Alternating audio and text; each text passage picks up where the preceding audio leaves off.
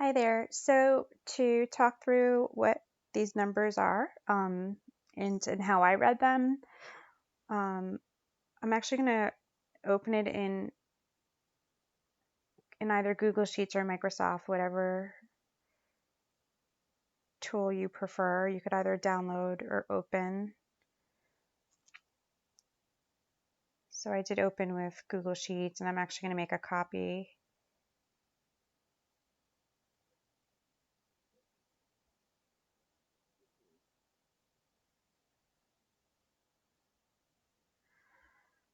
So the reason I did that was I'm not in the account where I uploaded this. I'm in my own personal account. So the first thing that I actually think is the most important. Oh, sorry, a few disclaimers if I didn't already say this. So one, to the extent that you're using my predictions or anybody else's, you do so at your own risk, especially if you change your study habits as a result.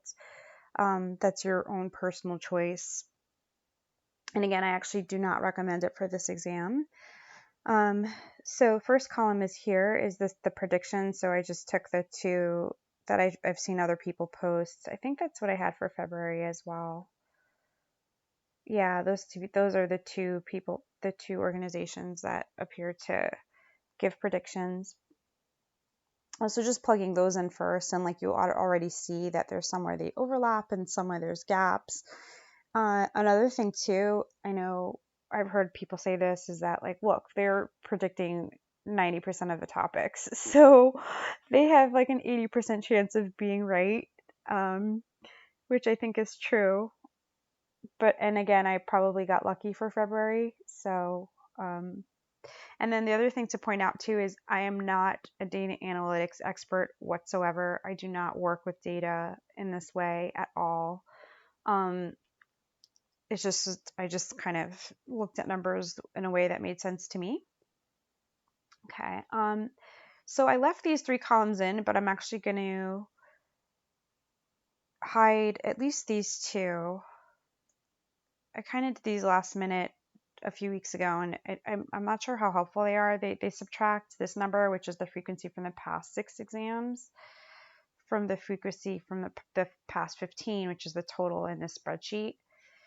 Um, and it might make it easy, like it's kind of doing the math for you, but I don't know how much value they add. So they're there if you want them, but I'm actually going to hide them. I don't think you need them.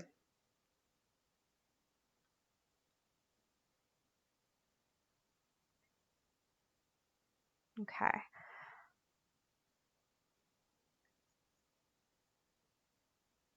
So the next number I looked at was like whether it's been in the last 2 exams.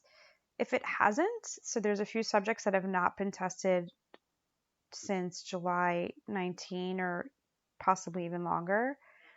And those, like for me, like that's okay, you're already overdue. Again, no logic behind it. It's just my assumption, random assumption. I didn't even base it on numbers, is that the bar examiners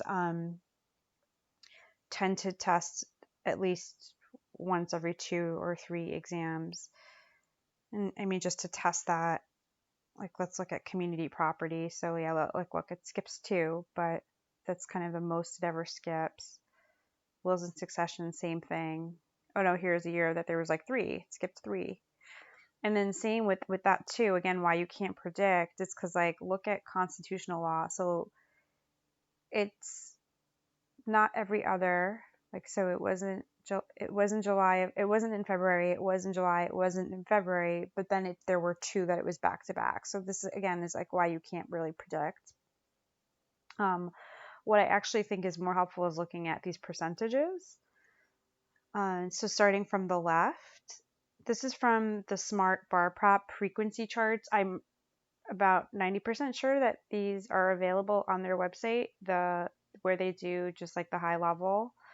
If you buy their packages, which I actually think are awesome, it's one of my top resources for studying. They have even a bigger breakdown, I think, like per subtopic.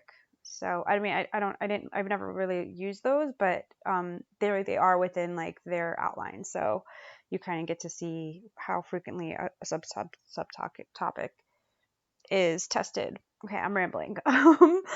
So so that's there. And the reason I have that is kind of like as a benchmark. And this is why I actually don't think that that it's random. Like I think the bar examiners do look at like, hey, we haven't tested this, or we have tested it, because like look how similar the numbers are.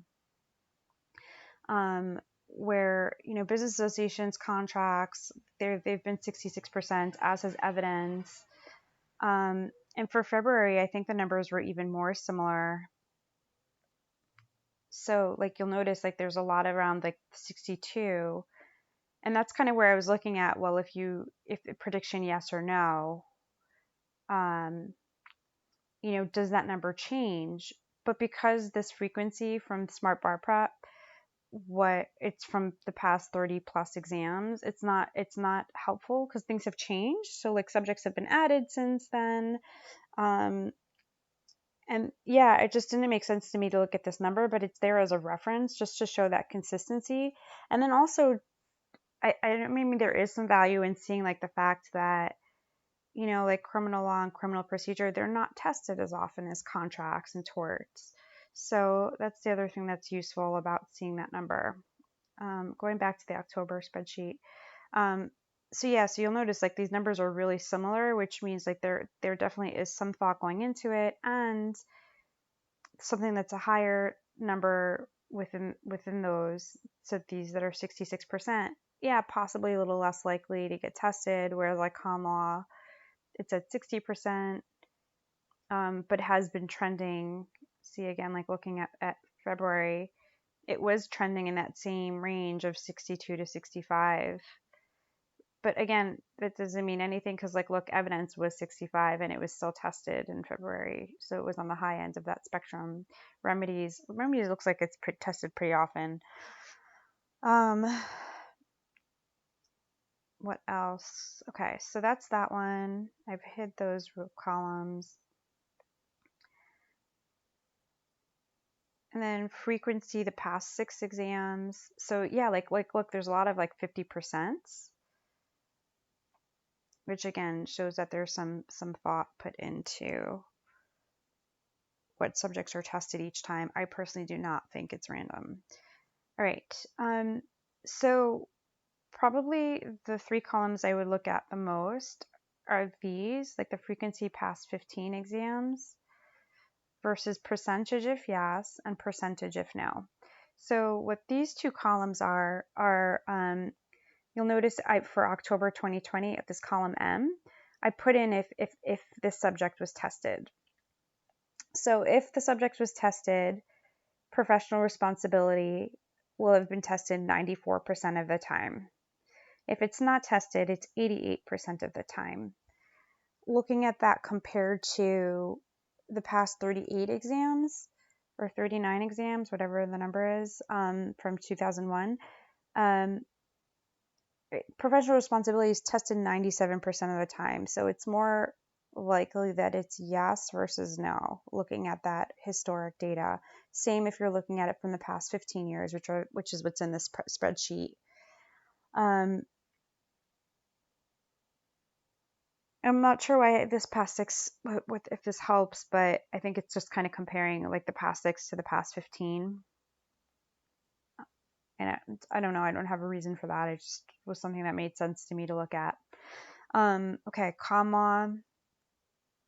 Same, it's frequently tested around 50% of the time. It's trending low. So if it's yes, it's back at that 50%. If it's no, it's 44%. And then again, comparing it to what happens if everything else is tested or not tested. If it's at 44%, but meanwhile in the past 15 exams, contracts and torts have been at 53. That's kind of why common law, I think, for sure.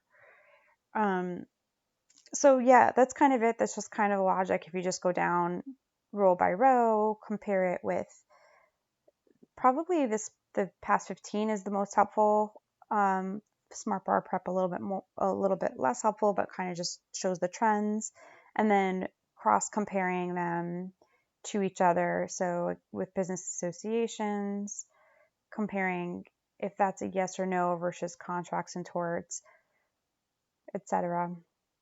All right, I hope that's helpful. Please don't reach out to me with questions about this. That's why I made this video. I am studying, and even doing this is my way of procrastinating, which I don't need to be doing. Best of luck to everybody.